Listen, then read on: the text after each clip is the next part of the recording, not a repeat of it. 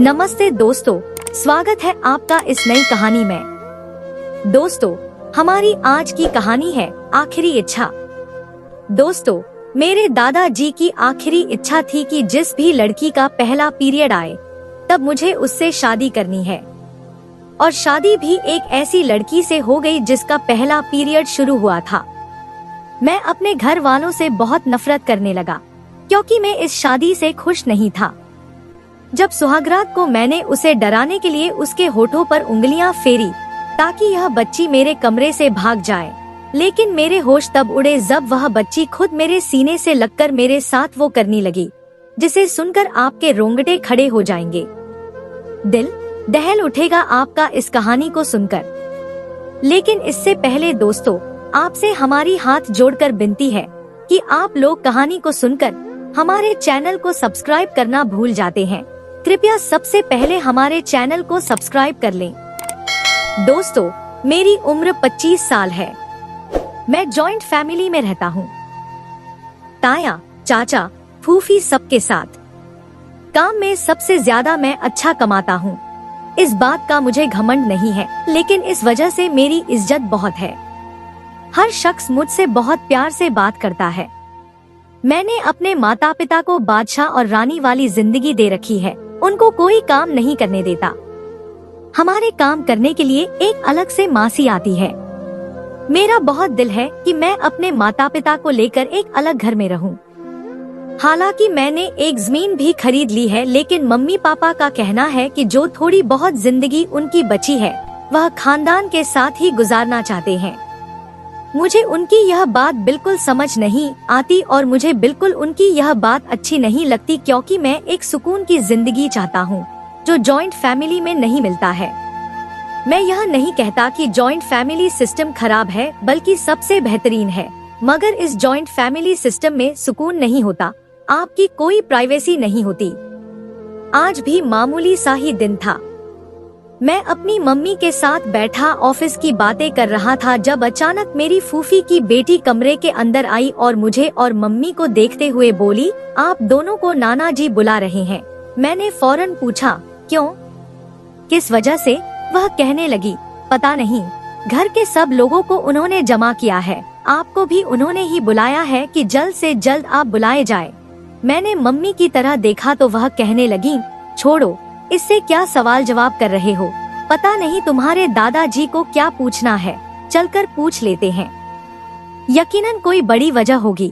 जब भी उन्होंने घर के सब लोगों को जमा किया है तो कोई बड़ी वजह रही है। मुझे ऑफिस का भी काम करना था। मेरा दिल बिल्कुल नहीं था, क्योंकि मैं जानता था कि खानदान के अगर सब लोग बैठ जाएं तो एक उठना बहुत बुरा समझा जाता है। मैंने मम्मी की तरह एक नजर भरी निगाहों से देखा तो वह मेरे सर पर हाथ रखते हुए बोली, हाय मेरे बेटे, इस तरह से मुंह नहीं बनाते। दादाजी तुम्हारे लिए तुम्हारे बाप से भी बढ़कर हैं। तुम्हारा इसीलिए खामोश रहो। मैंने चुप होकर अपना सर झटक दिया था। बेवजह की बातें बनाकर मैं खुद के लिए मुसीबत नहीं खड़ी करना चाहता था। मैं मम्मी के साथ दादाजी के कमरे में पहुंच गया था, जहां पहले ही महफिल सजी हुई थी। दादाजी सोफे पर बैठे हुए थे। उनके अगल-बगल उनके बेटे और उनकी बेटियां थीं। उसके बाद उनके सब बच्चे मौजूद थे। मैं भी दादाजी के पास ही जाकर बैठ गया था। खानदान का बड़ा बेटा होने का मुझे कुछ अलग ही इज्जत मिलती थी। सारे बच्चे नीचे बैठे हुए थे, जबकि मैं दादाजी के बराबर वाले सोफे पर मौजूद था। मेरा एक अलग ही अंदाज था, जिसकी वजह से सब मुझसे बहुत ज्यादा खौफ भी खाते थे। दादाजी सबकी जानिब देखते हुए बोले, अभिषेक आ चुका है, अब बातचीत शुरू करते हैं। मैं जानता हूँ सबके लिए यह बात थोड़ी अजीब होगी और थोड़ी बुरी भी लगेगी, लेकिन हकीकत यही है। इसीलिए बेहतर है कि वक्त मुनासिब देखकर बात तय कर ली जाए, तो आगे आने वाले मसले हल हो सकें। मैंने दादाजी को गौर से देखा था। न जाने क्यों बात मुझे अपने संबंध में लग रही थी। उन्होंने एक गहरी सांस हवा में छोड़ी थी और कहने लगे, मेरी जिंदगी का कोई भरोसा नहीं है, कब मैं ऊपर वाले के पास चला जाऊं, मुझे कुछ पता नहीं। सबने ही तकरीबन तड़प कर उनकी तरफ देखा था। मुझे भी दादाजी की यह बात अच्छी नहीं लगी थी। जो भी था वह मेरे दादा थे, मेरे पापा के पिता। मैं उनकी बहुत इज्जत करता था और मेरे लिए वह बहुत ही अहमियत रखते थे। बचपन में ज्यादातर वही मुझे मम्मी पापा की मार से बचाते आए थे। यही वजह थी कि वह मेरे दिल के भी बहुत करीब थे। मैंने उनका फौरन हाथ थाम लिया था जब उन्होंने मेरे हाथ पर हाथ रखते हुए कहा था, इसीलिए मैं चाहता हूँ कि मेरा परिवार हमेशा हमेशा जुड़ा रहे। मुझे कभी ऊपर बैठकर यह देखने को न मिले कि मेरे परिवार में लड़ाई झगड़े हो रहे हैं और बाहर से आई हुई लड़कियां मेरे परिवार को बर्बाद कर रही हैं। मैंने इस बार उन्हें शक भरी निगाहों से देखा था। न जाने क्यों मुझे अब खतरे की आहट महसूस होने लगी थी। उन्होंने मेरी तरफ इशारा करते हुए कहा था, हमारा अभिषेक 25 साल का हो गया है, अब अगले साल इसकी भी शादी हमें करनी ही है। मगर हम चाहते हैं कि हमारी कोई पोती या नतीनी ही हमारे घर की बहू बने। मैंने हैरान होकर दादाजी को देखा था क्योंकि मेरी फूफी के बच्चे, चाची ताया के बच्चे सब बहुत छोटे छोटे थे। मैं कुछ कहता उससे पहले ही मेरी मम्मी बोली, लेकिन बाबूजी, अशोक तो बड़ा है और ये सब बच्चियां इतनी छोटी छोटी हैं, इनकी शादी अभिषेक से कैसे हो सकती है। वह थोड़ा हंसते हुए बोली तो दादाजी ने उन्हें गुस्से से देखा था और थोड़ा चिल्लाकर बोले थे, यह वक्त मजाक का नहीं है बहू, हम जो बात कर रहे हैं उसे संजीदगी से सुना जाए और इसे गंभीरता से ही लिया जाए। मम्मी खामोश हो गई थी। मैं अब उन्हें और गौर से देखने लगा था। वह कहने लगे, मैंने एक फैसला किया है। यह बात हकीकत है कि ये लड़कियां छोटी हैं, मगर कल को ये बड़ी भी हो जाएंगी। हमारे परिवार में बेटियों की शादी छोटी उम्र में ही कर दी जाती है। इसीलिए हमने फैसला लिया है कि जिस भी लड़की का पीरियड पहले आता है वह हमारे अभिषेक की दुल्हन बनेगी। यह सुनकर मैं हैरान रह गया था। ऐसा महसूस हो रहा था जैसे मेरे कदमों तले जमीन खिसक गई हो और आसमान मेरे सर पर आ गिरा हो। मैं अभी कुछ कहता उससे पहले ही दादाजी बोले, और इसमें कोई बुराई नहीं है। हमारा फैसला अटल है और इस पर सबको ही सर झुकाना होगा। दादाजी की बात सुनते ही कमरे में मौजूद सारी लड़कियां बाहर चली गई थी। मैं गुस्से भरी निगाहों से दादाजी को देखते हुए बोला था, आपको जरा भी अपनी बात का एहसास है? आप क्या बोल रहे हैं? किस तरह की बात कर रहे हैं? एक छोटी बच्ची के सामने आप कौन सी बात कर रहे हैं? जरा भी समझ है आपको? मेरा गुस्सा अचानक ही 7वें आसमान को पहुंच गया था। मेरी बात सुनकर दादाजी कहने लगे, हमें अपनी बात का एहसास भी है और समझ भी है। तुम बेबुनियाद आवाज ऊंची करके हमें दबाने की कोशिश नहीं कर सकते। कहने लगे, हम तुम्हारे दादा हैं, तुम हमारे नहीं। हम फैसला ले चुके हैं और अगर किसी को भी हमारे फैसले से ऐतराज है तो वह इस घर से जा सकता है। दादाजी की बात सुनकर मुझे बहुत अजीब महसूस हुआ था। एक तो उनका फैसला गलत था और दूसरा वह बात भी गलत कर रहे थे। मैं तो पहले ही इस घर से चला जाना चाहता था। मैंने गुस्से से अपनी माँ को देखा था जो सर झुकाए खड़ी हुई थी। मैं दादाजी को देखते हुए बोला था, अगर ऐसा है तो फिर ऐसा ही सही। मुझे नहीं रहना इस घर में क्योंकि आपकी सोच, आपके फैसले बहुत गलत हैं और इस बात को आप कबूल करें या न करें, मगर भविष्य में आप बहुत पछताने वाले हैं। मैं यह बोलकर ठहरा नहीं था। अपनी माँ के सामने आया और उन्हें देखते हुए बोला, चले मम्मी, मैं आपको यहाँ से लेकर जाना चाहता हूँ। हम लोग यहाँ नहीं रह सकते। ये लोग इस काबिल ही नहीं है कि हम इनके साथ रहें। मेरा गुस्सा 7वें आसमान पर पहुँच गया था। मम्मी मेरी बात सुनकर सरना में हिलाते हुए मेरा हाथ थाम चुकी थी और मुझे लेकर कमरे में आ गई थी। मैं अभी कुछ कहता उससे पहले ही वह मेरे आगे हाथ जोड़ते हुए बोली थी, अभिषेक, क्यों इस तरह बर्ताव कर रहे हो? तुम तो बहुत ही ठंडे दिमाग के इंसान हो, फिर इतना ज्यादा गुस्सा किस बात का है? मम्मी की बात सुनकर मैं फौरन बोला था, क्या आपने दादाजी की बात नहीं सुनी? वह क्या बोल रहे हैं? एक ऐसी ख्वाहिश सामने रख रहे हैं जो नामुमकिन है। मम्मी मेरी बात सुनकर बोली थी, तुम क्यों हमारी नाक कटवाना चाहते हो? वैसे ही सब कहते हैं कि अभिषेक अपनी मर्जी करता है, लेकिन वह अभी कुछ कहती उससे पहले ही मैं अपनी जगह से खड़ा हुआ था और उन्हें देखते हुए बोला था, आप मेरे साथ चल रही हैं या फिर मैं अकेला चला जाऊं? मेरा दिमाग बिल्कुल काम नहीं कर रहा था। मम्मी ने सिर ना में हिलाते हुए कहा था, न तुम कहीं जाओगे और न हम। मैं नहीं चाहती कि मेरी परवरिश पर कोई उंगली उठाए। अगर तुम यहाँ से गए तो मेरा और तुम्हारा कोई रिश्ता नहीं रहेगा। मम्मी की बात सुनकर मैं और भी आगबूला हो गया था। उन्हें देखते हुए बोला था, अगर ऐसा है तो फिर ऐसा ही सही, मैं जा रहा हूँ। नहीं रखना मुझे आप लोगों से भी कोई रिश्ता। यह कहते ही मैंने पैर पटककर अपने घर से निकल गया था। अब मेरा इरादा अपने दोस्त के फ्लैट पर जाने का था, क्योंकि जो जमीन मैंने अभी खरीदी थी उसे बनवाना भी था, जो एकदम से मुमकिन नहीं था। मैंने अपनी गाड़ी निकाली और दोस्त की तरफ रवाना हो गया। दिल अजीब सी टेंशन का शिकार था। मैंने कभी तसव्वुर भी नहीं किया था कि मैं अपने परिवार की किसी बच्ची से शादी करूंगा। मेरा इरादा अभी शादी जैसे बंधन में बंधने का था ही नहीं, बल्कि मैं अभी बहुत कामयाब होना चाहता था, विदेश जाना चाहता था, कुछ करना चाहता था। लेकिन दादाजी की इस ख्वाहिश ने मेरा दिमाग खराब करके रख दिया था। मैं रफ्तार से गाड़ी चलाता हुआ अपने दोस्त के फ्लैट पर पहुंच गया था। मैंने गाड़ी पार्किंग एरिया में लगाई और तेजी से कदम बढ़ाता हुआ उसके फ्लैट के सामने आ गया। मैं अभी डोरबेल बजाता उससे पहले ही मेरी नजर फ्लैट पर लगे ताले पर गई। मैं हैरान हुआ, भला यह फ्लैट बंद क्यों है? मेरा दोस्त कहीं जाता नहीं था, ज्यादातर वह घर पर ही काम करता था, तो इसलिए वह घर पर ही मिल जाता था। मैंने फौरन ही उसे कॉल लगाया। मेरी पहली बेल पर ही उसने कॉल रिसीव कर ली। मैं फौरन बोला, कहाँ हो तुम? मैं तुम्हारे फ्लैट आया था, लेकिन यहाँ तो ताला लगा हुआ है। मेरी बात सुनकर वह फौरन बोला, तुमने मुझे बताया क्यों नहीं कि तुम आने वाले हो? मैं तो आज ही गांव आया हूँ।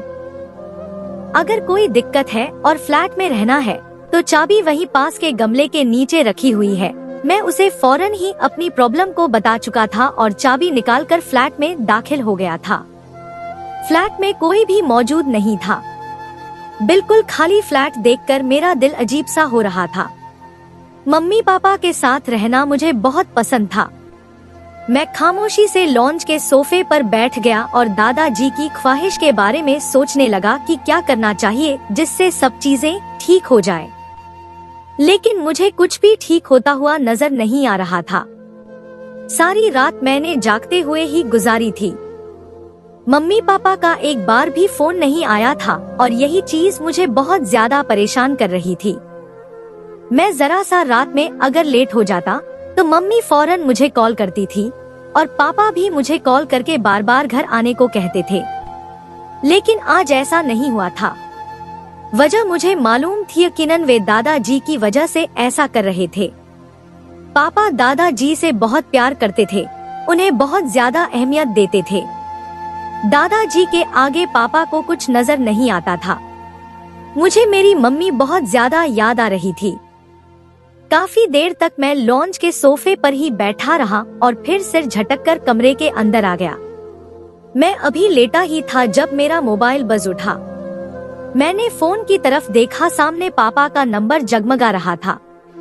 मेरे होठों पर हल्की सी मुस्कान बिखर गई। मैंने फौरन ही उनकी कॉल रिसीव की और कान से लगाया।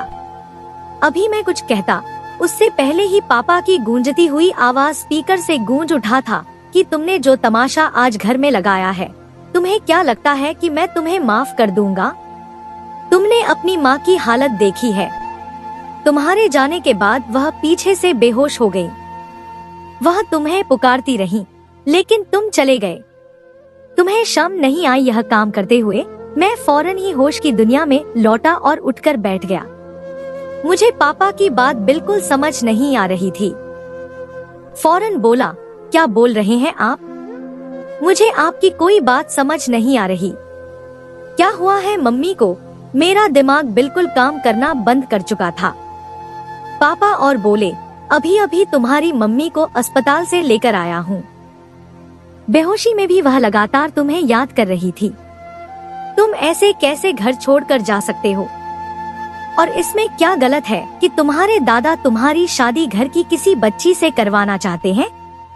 यह तो एक अच्छी बात है कि घर की बेटी घर में ही रह जाएगी और हमें भी तुम्हारे लिए लड़की ढूंढने की जरूरत नहीं पड़ेगी। पापा की बात सुनकर मैं फौरन बोला, इन सारी बातों को फिलहाल छोड़ दे। मुझे यह बताइए कि मेरी माँ कैसी है? मैं अभी के अभी आ रहा हूँ। यह कहते ही मैंने फोन बंद कर दिया और जल्दी से फ्लैट को ताला लगाकर चाबी वहीं गमले के नीचे रख दी। मैंने सोचा भी नहीं था कि मेरा यह कदम मेरी माँ को अस्पताल पहुँचा देगा। मैं फौरन ही तेज रफ्तार से गाड़ी चलाते हुए घर पहुँचा तो मम्मी पापा के कमरे के बाहर भीड़ लगी हुई थी। यकीनन घर के सारे लोग वहीं मौजूद थे। मुझे यही चीज बहुत बुरी लगती थी। एक तो इंसान बीमार होता है और उसके बाद सब उसके सिर पर सवार हो जाते हैं। मैं बहुत अलग सोच का इंसान था। जैसे ही मैं कमरे में दाखिल हुआ तो मम्मी मुझे देखकर रोने लगी। उनका रोना देखकर मैं तड़प उठा और फौरन ही उनके पास चला गया। उन्होंने मेरा चेहरा पकड़ते हुए कहा, बहुत बुरे हो तुम, बिल्कुल भी अपनी माँ का ख्याल नहीं। देखो किस हाल में पहुंचा दिया तुमने मुझे। तुम जानते हो तुम मेरे इकलौते बेटे हो, तुम्हारे अलावा मेरा है ही कौन। मम्मी की बात सुनकर मैंने फौरन ही उन्हें सीने से लगा लिया और उनके आंसू पोंछते हुए बोला, आप जो कहेंगी मैं करूँगा। आप बिल्कुल परेशान न हो और प्लीज जल्दी से ठीक हो जाए। आपके अलावा मेरा भी कोई नहीं है। आपके बिना मैं एक लम्हे के लिए भी सांस नहीं ले सकता। और यह बात हकीकत थी। मैं यह घर छोड़कर तो चला गया था, मगर मेरा दिल बिल्कुल भी फ्लैट पर नहीं लग रहा था। लगातार मुझे अपने माँ बाप की ही फिक्र सता रही थी। मेरी बात सुनकर पापा फौरन बोले थे, यानी तुम राजी हो इस खानदान की लड़की से शादी के लिए? मैंने हल्के से सिर हिलाया और अपनी माँ को सीने से लगाकर आंखें मूंद ली। वक्त धीरे धीरे गुजरता जा रहा था। मेरे दिल की धड़कनें बहुत तेज हो रही थी। खानदान में जितनी भी लड़कियां थी, सब इस उम्र में बहुत शौक थी कि उन्हें जल्द से जल्द शादी कर दी जाए। मेरा दिमाग किसी भी काम में नहीं लग रहा था। कई बार मैं बातों ही बातों में मम्मी से इस बारे में बात करता था कि अगर कोई ऐसी लड़की है जिसके पीरियड्स आ चुके हैं तो हम उसके साथ सगाई कर लेते हैं, लेकिन अभी शादी नहीं करते। मगर मम्मी साफ कहती थी, यही बात मैंने तुम्हारे दादा से की थी, मगर उन्होंने इनकार कर दिया। उनका कहना है कि शादी जल्द से जल्द होगी, क्योंकि लड़की बालिग हो जाए तो उसकी ख्वाहिशें बढ़ जाती हैं और हम नहीं चाहते कि वह कोई काला मुंह घर के बाहर करे। हमारे खानदान का एक नाम है, इज्जत है, जिसे हम किसी कीमत पर भी खराब नहीं करना चाहते।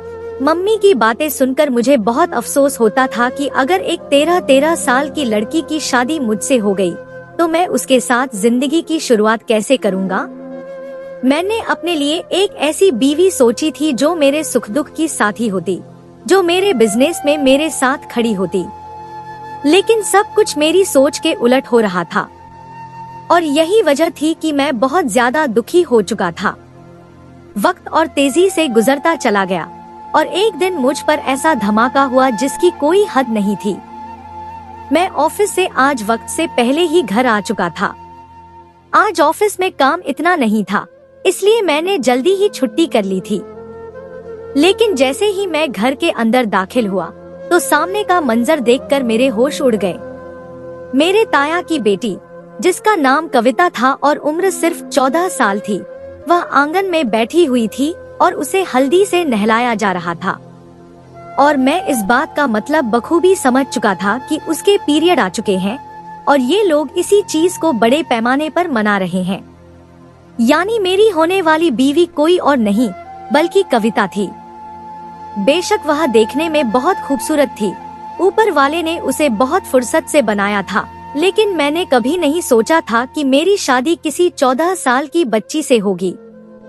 मैं अफसोस से सर झटक कर अपने कमरे में जाने लगा था जब अचानक मेरी मम्मी मेरे पास आ गई और मुझे देखते हुए बोली, तय हो चुका है कि तुम्हारी शादी किससे हो रही है। देखो, कविता को पीरियड आ गए हैं वह खुशी से बोल रही थी, जबकि मैंने एक निगाह कविता के वजूद पर डाली जो सर झुकाए बैठी हुई थी। ऐसा लग रहा था जैसे वह बहुत ज्यादा सहम चुकी हो, मगर मैं उसकी तरफ देखना भी जरूरी नहीं समझ रहा था और सर झटक कर अपने कमरे में आ चुका था। मेरा दिमाग अब बुरी तरह से कंफ्यूज हो रहा था। यानी कुछ ही दिनों में मेरी शादी होनी थी, मगर मुझे यह मालूम नहीं था कि कुछ दिन, सिर्फ एक हफ्ता होगा। वह दिन बस गुजर चुका था। मैंने कई बार अपने और कविता के बारे में सोचा था, लेकिन मैं चाहकर भी कविता को अपने लिए तैयार नहीं कर पा रहा था। मेरे लिए खानदान की लड़कियां बहुत छोटी थी। मेरी उम्र कम नहीं थी और एक 14 साल की बच्ची से शादी करना बेइंतहा बेवकूफी थी। सारी रात मेरी जागते हुए ही गुजरी थी। अगली सुबह जैसे ही मैं ऑफिस के लिए तैयार होकर निकलने लगा तो मेरी मम्मी मेरे कमरे में दाखिल हुई और मुझे देखते हुए बोली, तुम्हारे दादा तुम्हें बुला रहे हैं। उनकी बात का मतलब मुझे मालूम था।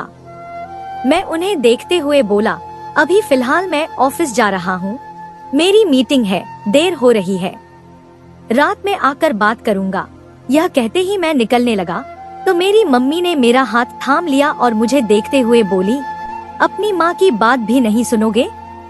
एक दफा दादा की बात तो सुन लो, क्या कहते हैं, उसके बाद चले जाना। काम से ज्यादा खानदान को अहमियत दिया करो।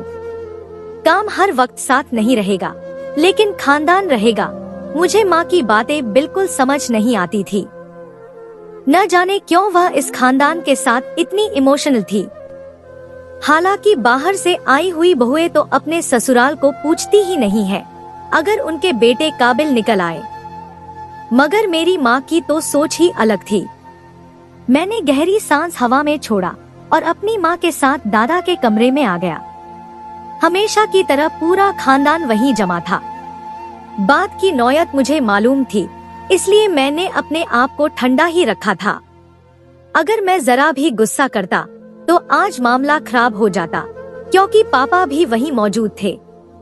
दादा ने मुझे देखते हुए इस बार कोई भूमिका नहीं बांधी, बल्कि वह सीधे सादे लहजे में बोले, तुम्हें पता है मैंने यहाँ तुम्हें किस लिए बुलाया है? मैंने सर को हल्की सी जंबिश दी थी जब वह आगे बोले, बहुत अच्छी बात है कि तुम इस बात से आगाह हो। मैंने तुम्हारे लिए कविता का चुनाव कर लिया है। अगले हफ्ते उसके पीरियड बंद हो जाएंगे और फिर शादी के फंक्शन हम शुरू कर देंगे। मुझे बिल्कुल भी कोई कामचोरी नहीं चाहिए तुम्हारी तरफ से। मुझे पूरा साथ चाहिए। दादा की बात सुनकर मैंने जिप्त से मुट्ठियां भींच ली। मेरा दिल चाहता था कि मैं यह महफिल छोड़कर चला जाऊं या घर छोड़ दूं, विदेश चला जाऊं, क्योंकि मैं किसी छोटी लड़की से शादी नहीं करना चाहता था। मेरे अपने बहुत से ख्वाब थे, लेकिन मैं बेहद मजबूर था। मैंने उनकी हाँ में हाँ मिलाई और उनसे इजाजत लेकर अपने ऑफिस चला गया। वक्त धीरे धीरे गुजरता जा रहा था और शादी की तैयारियां उरूज पर जा रही थी। मेहमानों को कार्ड्स बांटे जा रहे थे, शादी के लिए हॉल बुक किया जा रहा था, मेन्यू डिसाइड हो रहा था, शॉपिंग हो रही थी। यह सब देखकर खुशी होने के बजाय मुझे घुटन हो रही थी।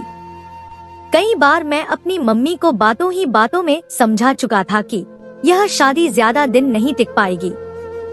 आप मेरी बात को समझने की कोशिश करें। वह लड़की बहुत छोटी है। आप क्यों उस बेचारी की भी जिंदगी तबाह करना चाहती हैं? अभी उसे बड़ा होने दे, काबिल बनने दे, के बाद मैं उससे शादी कर लूंगा। मैं किसी और से शादी नहीं करूंगा, मैं वादा करता हूँ।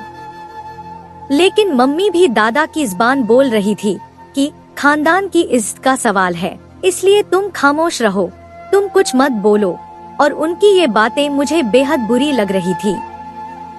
वक्त और तेजी से गुजरता चला गया था और आज हल्दी का दिन था। मेरा बिल्कुल दिल नहीं था कि मैं ऑफिस से छुट्टी लूं, क्योंकि मैं इस शादी में कोई इन्वॉल्वमेंट नहीं दिखाना चाहता था। मगर मम्मी के चेहरे की वजह से मैं खामोश हो गया था और मैंने ऑफिस से छुट्टी ले ली थी। घर के आंगन में ही मुझे और कविता को हल्दी लगाई जा रही थी।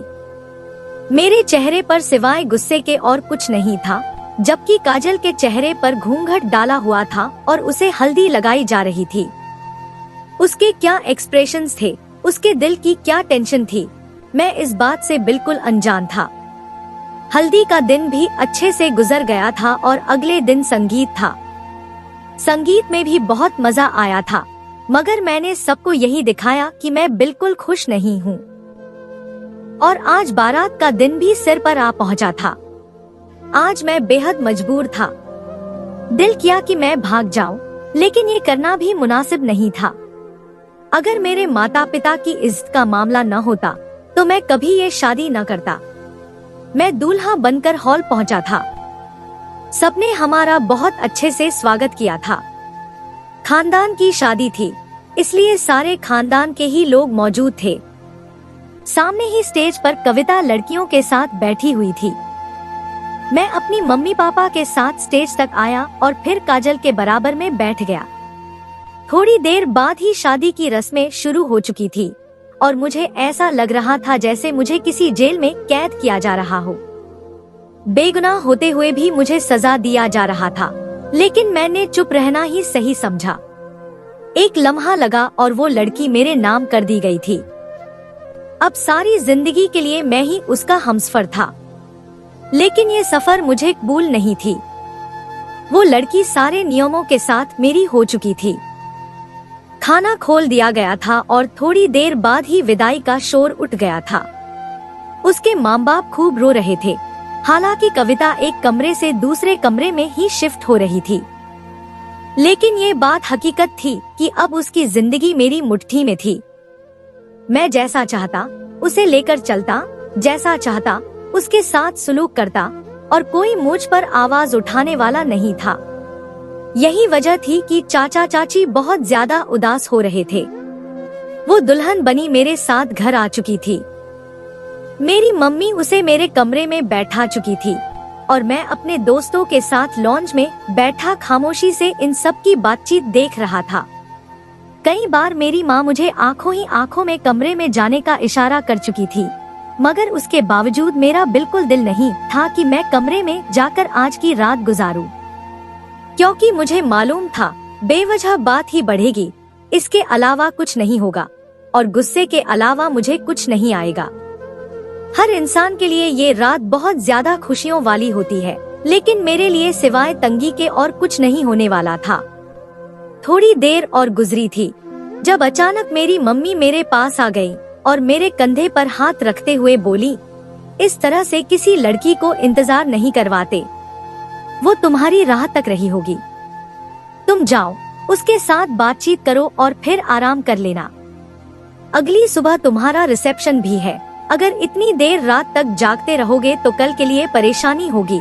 मम्मी की बात सुनकर मैंने सर को हिला दिया और खामोशी से वहाँ से खड़ा हो गया, क्योंकि सभी मुझे अजीब सी निगाहों से देख रहे थे और मैं बेवजह लोगों को बातें बनाने का मौका नहीं देना चाहता था। मेरा दिल अजीब सी घबराहट का शिकार हो रहा था। मुझे नहीं मालूम था कि मुझे अंदर जाकर किस तरह का रवैया अपनाना है और किस तरह से उस लड़की से बात करनी है, मगर ये तो तय था कि मैं उसे पत्नी के रूप में कबूल करने वाला नहीं था। मेरा अपना ख्वाहिश था, अपना अलग अंदाज था। न जाने वो लड़की कैसी होगी, ये सोचकर ही मेरा दिमाग खुल गया था। बेशक हम जॉइंट फैमिली में रहते थे, लेकिन मैं अपने खानदान के लोगों से बहुत दूर दूर रहा था, इसीलिए मुझे किसी का भी अंदाज मालूम नहीं था। मुझे ये भी नहीं पता था कि कविता किस तरह की लड़की है, उसकी जिंदगी में कौन है कौन नहीं है, वो क्या मिजाज रखती है। हालांकि हम एक ही घर में रहते थे, मगर इसके बावजूद मैं हर एक से इतना लाताल्लुक था कि मुझे किसी से कोई गर्ज नहीं थी। लेकिन आज मुझे इस बात पर अफसोस हो रहा था कि अगर मैं थोड़ी बहुत जानकारी रख लेता तो मुझे इस लड़की के बारे में पता चल जाता। मगर मैंने सोच लिया था कि आज की रात तो मैं अकेले ही गुजारूंगा, चाहे कुछ भी हो जाए। मैं कमरे का दरवाजा खोलकर अंदर दाखिल हुआ तो मेरी निगाह कविता पर गई, जो बेड पर अपना लहंगा फैलाकर बैठी हुई थी। चेहरे पर घूंघट था। मैं मन ही मन मुस्कुराया था कि अब आएगा मजा। मैं धीरे धीरे कदमों से चलता हुआ उसके पास बेड के करीब आ गया था। मैंने सोच लिया था कि आज की रात इस बच्चे को इतना डराऊंगा कि ये खुद ही मेरे कमरे से भाग जाएगी और दोबारा मेरे कमरे में आने की जुर्रत नहीं करेगी। मगर मैं जानता ही नहीं था कि आज मुझ पर कैसा सच उजागर होने वाला है, मैं किस हकीकत से रूबरू होने वाला हूँ। मैं करीब ही उसके बैठ गया था। मैंने उसका घूंघट उठाया तो लम्हे भर के लिए मैं उसकी खूबसूरती में खो सा गया था। ऐसा लगता था जैसे किसी ने आसमान से कोई परी उतारी हो। ये बात हकीकत थी कि कविता सबसे ज्यादा खूबसूरत थी। जिस पल मुझे ये मालूम हुआ था कि पहला पीरियड कविता को आया है, तो मुझे दिल ही दिल में एक लम्हे के लिए खुशी महसूस हुई थी, क्योंकि वो लड़की देखने में बहुत अच्छी थी। हाँ, मैं उसके मिजाज के बारे में नहीं जानता था, लेकिन ये बात हकीकत थी कि अगर उसे कोई देखता तो फिर देखता ही रह जाता। मैंने कुछ सोचकर आगे बढ़कर उसके होठों पर अपनी उंगलियां फेरी थी ताकि वो घबरा जाए, मगर अगले ही लम्हे वो रोते हुए मेरे सीने से लग गई थी। मैं तो दंग ही रह गया था कि अचानक इसे क्या हो गया है। वो बहुत रो रही थी, जबकि मैं बुरी तरह से घबरा चुका था। मैंने उसके सर पर धीरे धीरे हाथ फेरते हुए कहा, क्या हो गया? क्यों रो रही हो? दूर हटो। जबकि वो और ज्यादा मुझसे लगते हुए और तेजी से रोने लगी थी। अब मेरी बर्दाश्त से बाहर हो रहा था। कविता बहुत ही बुरी तरह से रो रही थी। मैंने उसके चेहरे को अपने हाथों के प्याले में थामा और उसके आंसू साफ करते हुए कहा, वजह तो बताओ, किस बात के लिए रो रही हो? इस तरह रोने से मसलों का हल नहीं निकलता। होश के काम लो। मेरी बात सुनकर उसकी सिसकियां थोड़ी कम हुई, लेकिन अब भी उसकी आंखों से आंसू बह रहे थे। मैंने उसका चेहरा फौरन अपने हाथों से साफ किया और जल्दी से पानी उसके लबों से लगाया। पूरा गिलास पानी पीने के बाद उसकी तबीयत कुछ बेहतर हुई थी, मगर अब भी वो हिचकियां ले रही थी। मैं उसे देखते हुए बोला, क्या हुआ है? तुम क्यों रो रही हो? मुझे कुछ समझ नहीं आ रहा था कि आखिर बात क्या है। वो मुझे देखते हुए बोली, मुझे कुछ मत कहिए, मैंने कुछ नहीं किया, मैं बेगुनाह हूँ। उसके लबों से ये अल्फाज सुनकर मैंने हैरानी से उसकी ओर देखा और फौरन पूछा, क्या मतलब है तुम्हारी बात का? कौन सी गलती, कौन सा कसूर? सब ठीक है ना? मेरी बात सुनकर वो एक बार फिर बिलक बिलक कर रोने लगी थी। उसके रोने का मकसद मुझे बिल्कुल समझ नहीं आ रहा था। उसे दोबारा रोता देख मैंने गहरी सांस ली और उसे देखते हुए कहा, अच्छा, फिलहाल मत रो।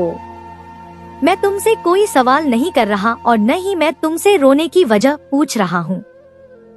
तुम जाओ, अपने कपड़े वगैरह बदलो, थोड़ी देर आराम करो। सुबह उठकर मुझे बताना कि हुआ क्या है। इस तरह से रोने से मसले हल नहीं होते और अब तुम मुझ पर डिपेंड करती हो, इसीलिए रोने से सिवाय मसले बढ़ाने के कुछ हासिल नहीं होगा। मेरी बात समझ रही हो ना? मैं बहुत ही धीमे लहजे में बोला तो वो लम्हे के लिए खामोश हो गई और फिर उठकर ड्रेसिंग रूम में चली गई। मैं अपना सर थाम कर बैठ गया था। मुझे मालूम था एक 14 साल की बच्ची से अगर मैं शादी करूंगा तो ये सब तो मुझे बर्दाश्त करना ही पड़ेगा। मेरा दिमाग बिल्कुल काम नहीं कर रहा था। मैं अपना सर हाथों में गिरा कर बैठा हुआ था। तकरीबन आधे घंटे बाद वो सादा सा लिबास पहनकर बाहर आई थी। एक लम्हे के लिए मेरी निगाह उसके सादे हुस्न पर गई तो मैं निगाहें हटाना ही भूल गया था। वो वाकई कोई हसीन परी थी जिसे कोई भी हासिल करने का ख्वाब देख सकता है। मगर मैं थोड़ा अलग था। मैं हमेशा ऐसे लोगों को पसंद करता था जो मेरी उम्र के हों, जो मुझे समझें और मैं उन्हें समझ सकूं। लेकिन काजल इतनी छोटी थी कि ना वो मुझे समझ सकती थी और ना मैं कविता को समझ सकता था। वो मेरे बराबर में आकर बैठ गई थी। जब मैंने उसके चेहरे को अपनी आंखों के रास्ते दिल में बसाते हुए महज एक बात कही थी, तुम आराम करो, हम सुबह बात करेंगे। ये कहकर मैंने अपना तकिया उठाया था और सामने मौजूद सोफे पर जाकर सो गया था। मैं आंखें मूंद चुका था जब थोड़ी देर बाद मुझे अपने चेहरे पर ठंडे हाथ का स्पर्श महसूस हुआ। मैंने आंखें खोलकर देखा तो कविता मेरे बिल्कुल करीब बैठी हुई थी और मेरे चेहरे को थपथपा कर मुझे जगाने की कोशिश कर रही थी। मैं उठकर बैठ गया था और उसकी तरफ देखते हुए बोला, अब क्या हुआ है? अब कौन सा मसला पेश आ गया है? कविता उठकर मेरे बराबर में बैठ गई थी और सर झुकाकर बोली, मम्मी पापा ने मना किया था कि आपको ये बात नहीं बतानी, लेकिन मुझे लगता है कि आपको ये बात पता होनी चाहिए। मैंने हैरान होकर कविता को देखा था। कहने को वो सिर्फ 14 साल की एक छोटी बच्ची थी, लेकिन उसकी बातें किसी बड़ी लड़की जैसी लग रही थी। उसके अंदाज से ही ये बात साफ झलक रही थी कि वो काफी समझदार है। वो सर झुकाकर बोली, अभी मेरे पीरियड्स नहीं आए हैं। उसका ये कहना मेरे लिए हैरत अंगेज था। मैंने हैरान होकर उसकी तरफ देखा जब वो आगे बोली, मेरे साथ ज्यादती हुई है।